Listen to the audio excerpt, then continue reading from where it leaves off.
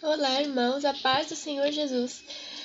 Hoje é dia 29 de agosto de 2017. Amados, o Senhor me deu alguns sonhos sobre os últimos dias e sobre o arrebatamento.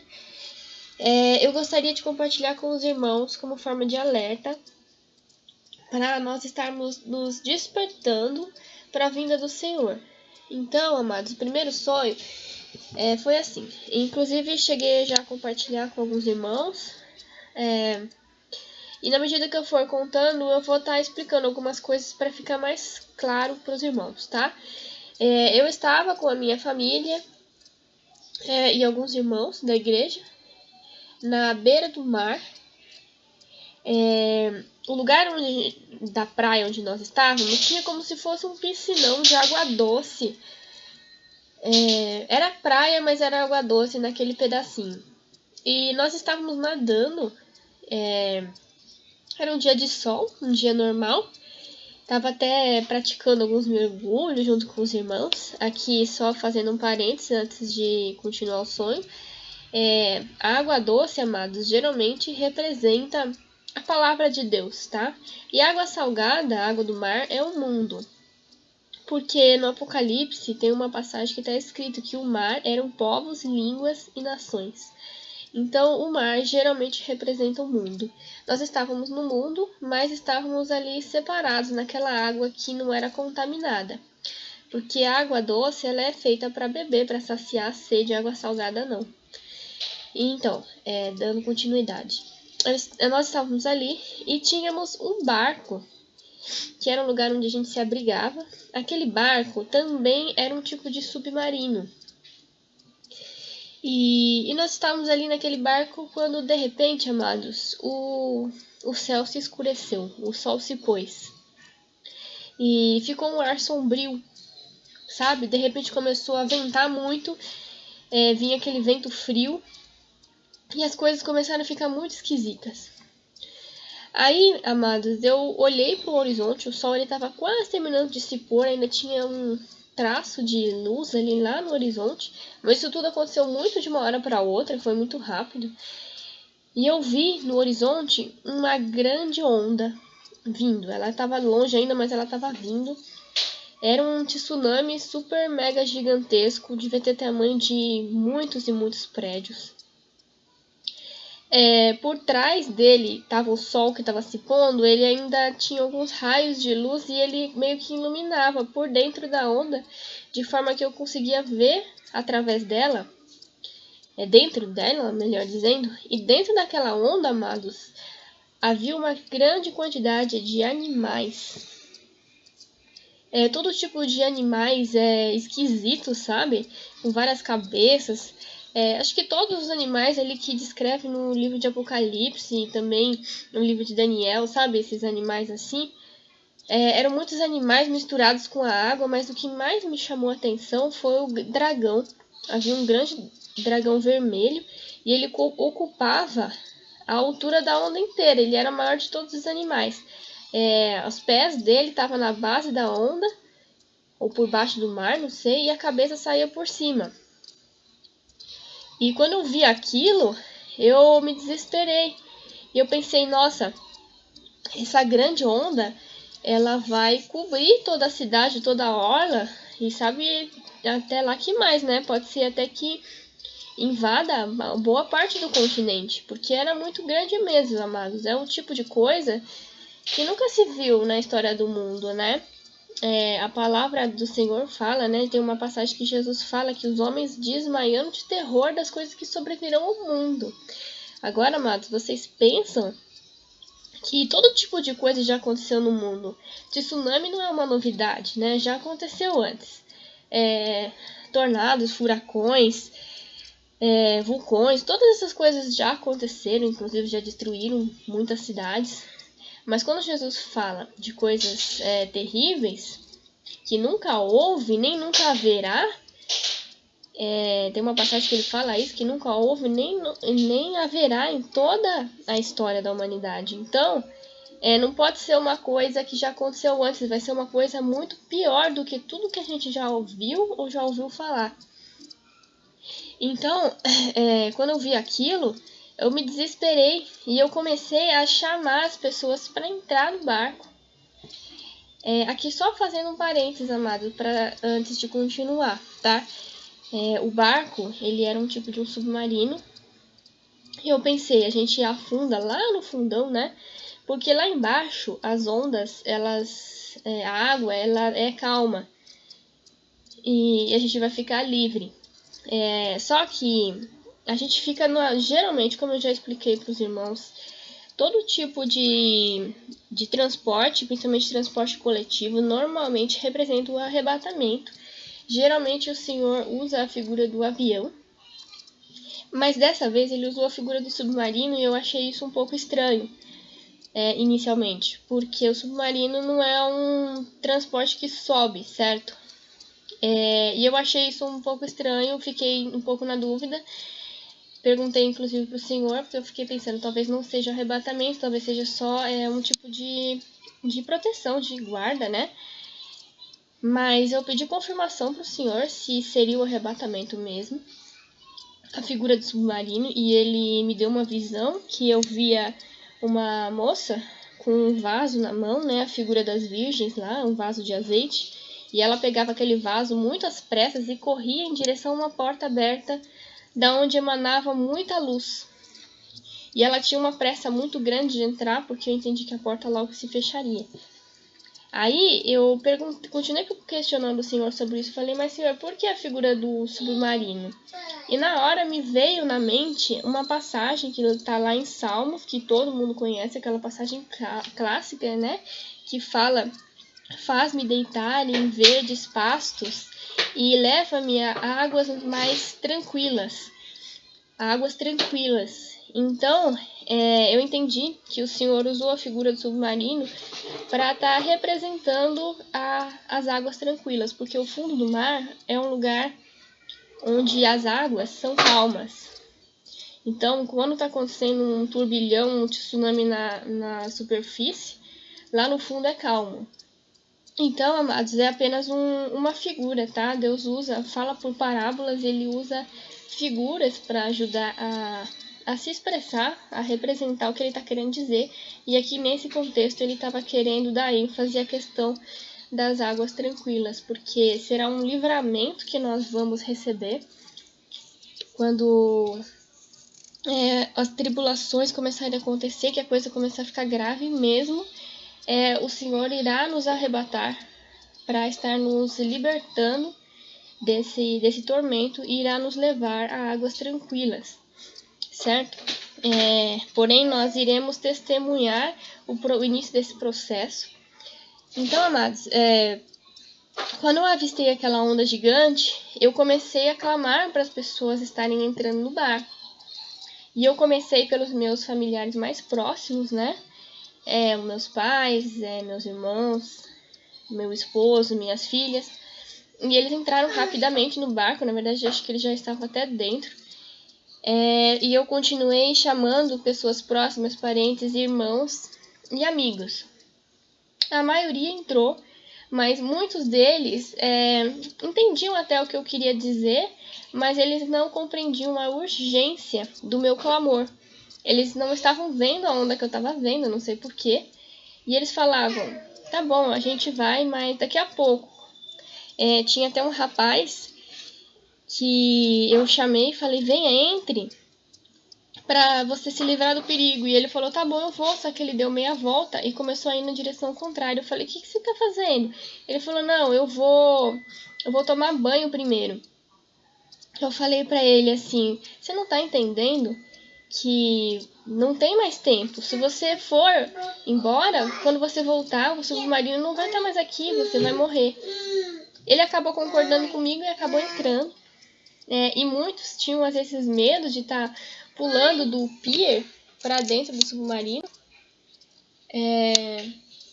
E acabavam não vindo por causa dessa insegurança. E eu não conseguia entender, amados, porque qualquer tipo de empecilho que houvesse ali era muito pequeno perto do que estava acontecendo ali, da onda que vinha, né?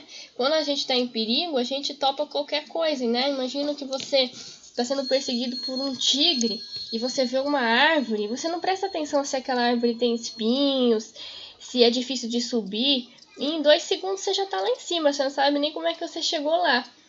Mas a pessoa que não tem consciência do perigo, ela fica olhando para coisas que não são importantes, né? Você fala, eu vou me ralar todo subindo nessa árvore, eu não quero subir.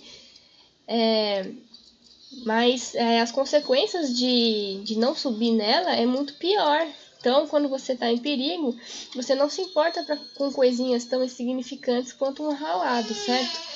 Então, o que acontecia é que as pessoas estavam olhando para esses detalhezinhos e não estavam prestando atenção no todo.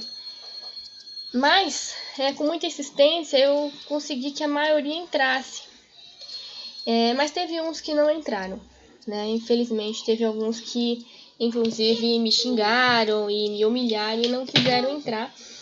Eu chamei, inclusive, pessoas que não eram amigos nem parentes, eram estranhos, pessoas que eu nunca vi. Comecei a chamar, quando eu já tinha chamado todos, eu comecei a chamar os estranhos também. E muitos estranhos entraram também, pessoas que eu nunca tinha visto. Mas o importante era estar salvando o maior número de pessoas possível.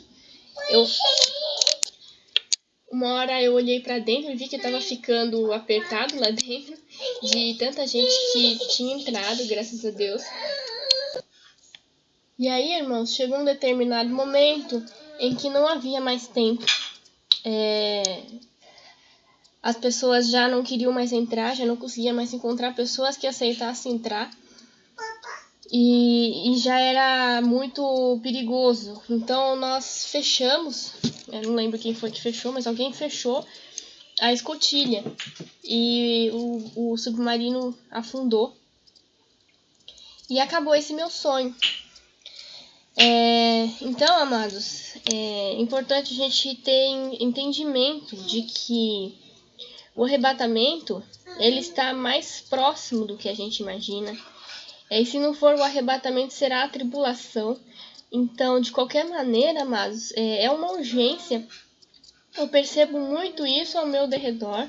A gente conversa muito com irmãos e parentes, pessoas próximas, sobre a iminência da volta do Senhor e tudo que está para acontecer. As pessoas até concordam que Jesus está voltando, mas elas não entendem a urgência disso. Elas não entendem que é algo para agora e não para o futuro próximo, o futuro distante. Você vê que as pessoas falam, sim, as coisas estão complicadas, a degradação da moral é muito grande, Jesus está realmente voltando, etc. Mas em termos práticos, você não vê a pessoa tomando atitudes de quem crê que Jesus está voltando agora. Você vê que as pessoas estão fazendo planos a longo prazo e gastando muita energia com coisas totalmente desnecessárias que não vai se aproveitar para nada se Jesus voltar agora. Quando eu digo Jesus voltar agora, eu não tenho como ter certeza o quão agora isso é, né? Mas uma coisa que eu tenho certeza é de que não passará dessa geração e que dificilmente vai perdurar por muitos anos essa espera. Então, amados, eu tive um segundo sonho depois disso, que diz respeito à mesma coisa. E esse sonho foi assim. Eu tava numa cidade de interior, com meu esposo, minha filha mais velha. A minha mais nova não tava. Mas o Senhor já me explicou que nesses sonhos que dizem respeito à proximidade do arrebatamento, geralmente ela não está porque ela é muito bebê ainda, ela tem 1 ano e pouquinho, e ela não tem necessidade de estar se preparando, né? Porque o bebê não tem consciência. A minha filha mais velha já tem um pouco mais de consciência, ela já se prepara, prega o evangelho e tudo mais. Então, eu estava com eles ali, e estávamos numa tipo de uma casa, assim, de uma chácara, né?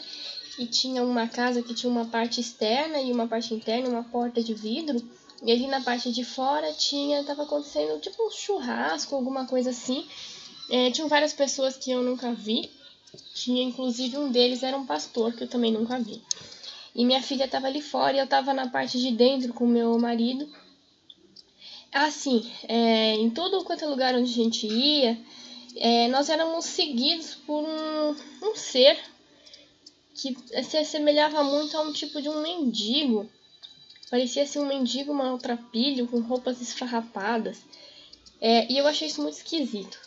Mas aí nós estávamos ali naquele lugar e eu vi aquele mesmo mendigo. E eu achei aquilo muito estranho e fiquei um pouco cismada e eu resolvi pesquisar na internet, no meu celular, no smartphone, o que poderia ser aquele ser, aquela pessoa que eu achei que era uma pessoa. Só que quando eu comecei a pesquisar, eu descobri que não era um ser humano.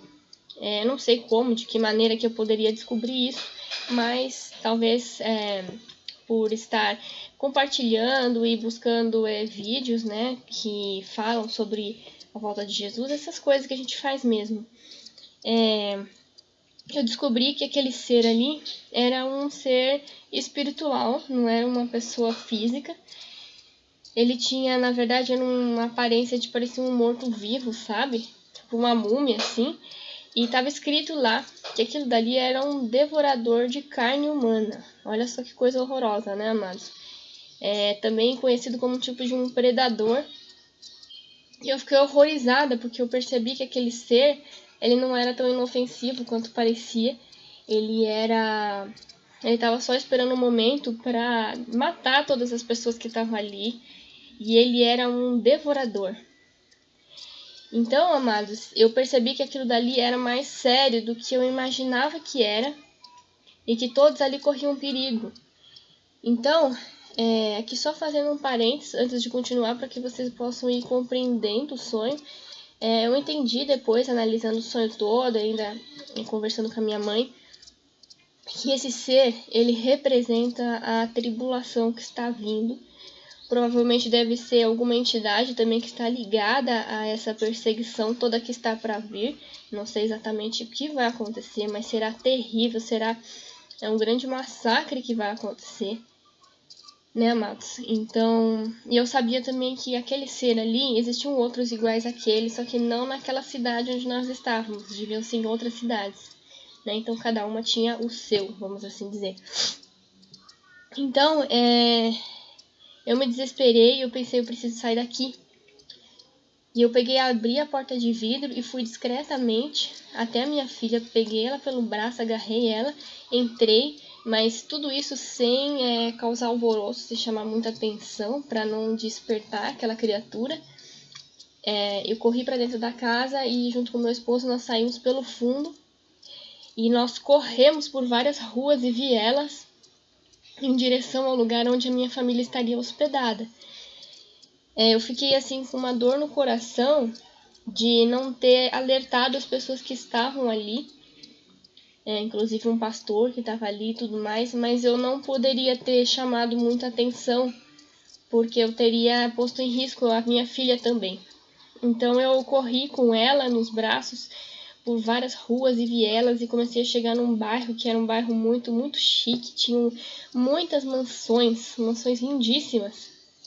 Eu cheguei em uma que era maravilhosa, uma mansão linda, meio estilo renascentista, assim, e aquela mansão era onde a minha família vivia.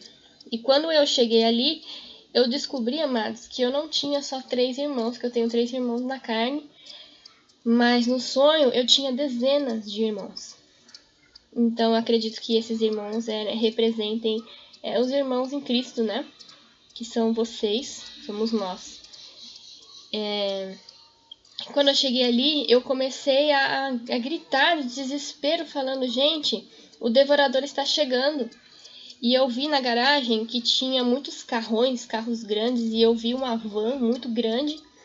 E eu corri para aquela van, abri a porta e comecei a chamar que as pessoas entrassem na van, para que a gente pudesse sair dali. E assim aconteceu exatamente como no sonho anterior, que falava do submarino, né? E eu comecei a chamar as pessoas para entrarem na van. E aconteceu a mesma coisa que o sonho anterior. As pessoas, elas entendiam que eu estava falando uma coisa importante, mas não entendiam a urgência e a seriedade, a gravidade daquilo. Eles não tinham visto o que eu tinha visto, e não tinham percebido que aquilo era realmente uma coisa urgente, né? E na minha cabeça eu já estava pensando que aquele devorador já devia ter destruído todos que estavam naquele lugar onde eu estava, e que ele estaria vindo na direção onde eu estava para estar devorando e destruindo a todos. Então não havia tempo para ficar se distraindo. E eu falava para as pessoas: entrem na van, porque o devorador está vindo. E coloquei minha filha e os meus parentes próximos dentro, que entraram rapidamente, mas muitos estavam dispersos, estavam dormindo. Então eles vinham, às vezes eles entravam e depois saíam, ou então falavam que iam buscar alguma coisa na casa que não era importante. E foi muito difícil, sabe, amados? Foi uma verdadeira batalha, uma verdadeira guerra conseguir colocar os irmãos dentro da van. Vocês não fazem ideia da guerra emocional e espiritual que foi aquilo. Porque eu não queria partir e deixar eles para trás, né? Até porque a vida da minha filha ali estava em jogo. E vocês que são pais e são mães sabem o quanto é precioso os nossos filhos. Então eu não queria pôr em risco a vida da minha filha, mas ao mesmo tempo não conseguia cogitar a ideia de deixar alguém para trás. Então eu queria que todos entrassem, e foi uma verdadeira guerra ali emocional. Mas com muito custo eu consegui que, eu não sei dizer se todos ou a maioria deles entraram. Acredito que não devem ter sido todos não, mas pelo menos a maioria entrou. E nós fechamos a porta foi fechada e aquele carro saiu em disparada por muitas e muitas ruas. Nós passamos por um grande portal. Aquele portal tinha vários símbolos místicos, eu não sei repetir, sabe? De maçonaria, símbolos assim, pesados mesmo. E quando nós passamos por aqueles símbolos, eu pensei, nós saímos da área, né? Da área de perigo. E começamos a ir em direção a uma estrada. E eu lembro que o meu anseio era chegar na minha casa, a casa que é minha mesmo, que eu tenho. Mas eu acredito que o anseio de chegar na casa represente o nosso desejo de ir para nossa casa espiritual, para nossa casa celestial, porque esse é o nosso verdadeiro lar. E a casa da gente é um lugar de segurança, certo? Quando a gente está em perigo, que a gente se vê em algum perigo, a primeira coisa que a gente pensa é correr para dentro de casa. Então, dentro da casa da gente é o lugar onde estamos seguros. E esse era o meu anseio, correr para um lugar de segurança. E foi aí que o meu sonho acabou. Então, amados, a interpretação, para mim, ela ficou bastante clara, né? Nós estamos visualizando o devorador, que é o destruidor que está vindo sobre o mundo, uma grande destruição que está vindo sobre o mundo. Não que Deus tenha prazer nisso, não. Tanto que Ele quer nos guardar, Ele quer nos livrar, mas tem coisas que são inevitáveis, né? O homem colhe aquilo que ele planta. Então, tá para acontecer. E nós temos que estar despertos, melhor dizendo. E a igreja, ela está visualizando, ela vai visualizar a tribulação que está vindo, né? Assim como eu vi o tsunami, nós estamos vendo o que está para acontecer, nós chegaremos a ver, mas nós não seremos tocados. Glória a Deus, né, amados? Amados, muitas pessoas estão tão dispersas, elas não têm assim a consciência de que o Senhor está mesmo voltando. E muitos às vezes me falam: ai, Thalita, tem muita obra para ser feita, ainda tem muitos para se salvar, etc, etc. Muitos se apegam àquela palavra que fala que ninguém sabe nem o dia e a hora, e usam essa palavra como um argumento para não estar se informando, correndo atrás ou se preparando.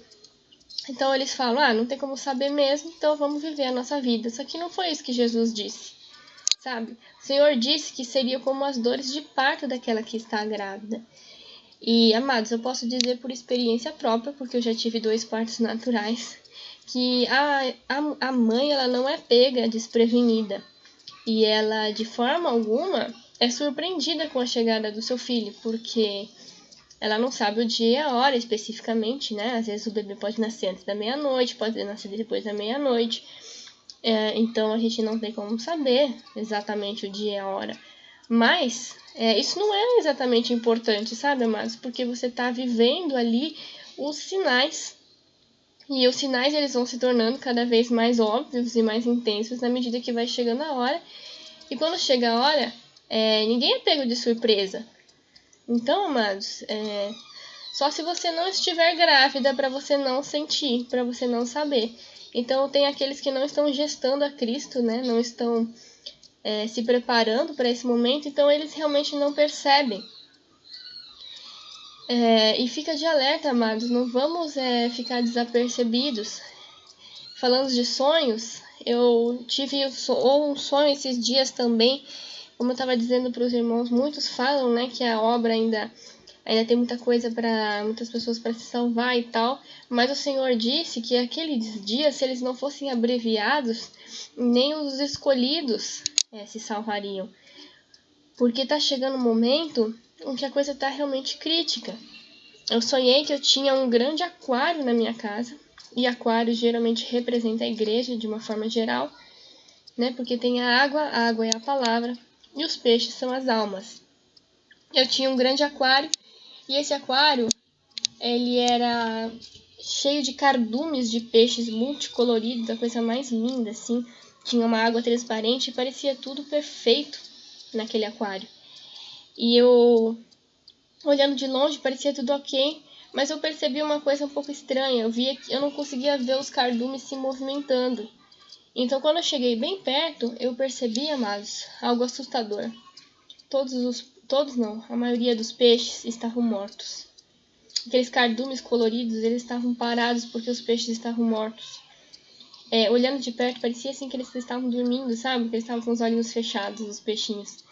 Mas eu sabia que eles estavam mortos e tinham apenas alguns deles vivos, circulando. E eu olhava e eu não conseguia entender como que aqueles peixes tinham morrido tudo de uma vez. Tinha acontecido assim uma grande chacina ali, porque todos morreram de uma vez só. E a única explicação que eu tinha é que devia ter algum tipo de veneno na água. A água devia estar envenenada para ter matado todos os peixes de uma vez só. E a água, amados, é a palavra de Deus. E a palavra de Deus nos últimos dias ela está muito contaminada com doutrinas de demônios, como eu já falei para vocês.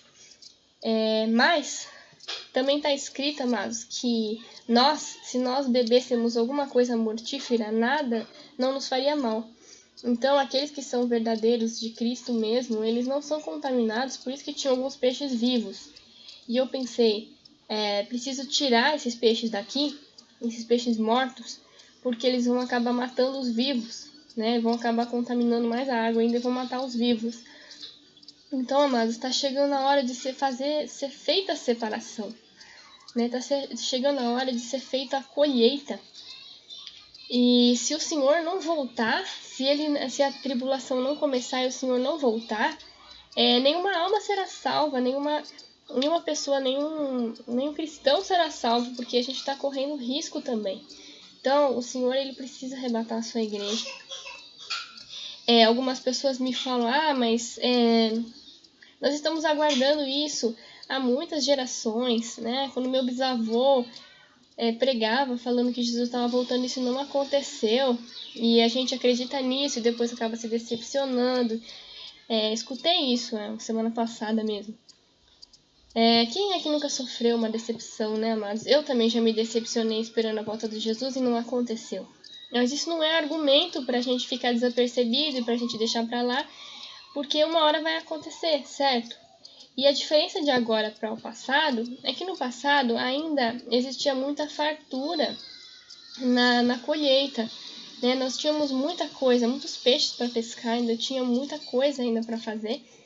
Não que o Senhor não vá fazer muita coisa daqui para o fim, Ele ainda pretende salvar muitas almas, mas não através da graça, não dessa maneira. Então, amados, a diferença é que agora nós estamos vivendo uma escassez, a palavra de Deus está muito contaminada, está tudo muito envenenado, então é necessário que o Senhor volte, sem mencionar a questão que nunca aconteceu em toda a história, que são sonhos e visões de milhares e milhares de pessoas sobre o mesmo assunto. Isso é algo que não acontecia com os nossos avós, nossos bisavós. Nunca houve uma proliferação tão grande de profecias sobre o mesmo assunto, incluindo crianças e tudo.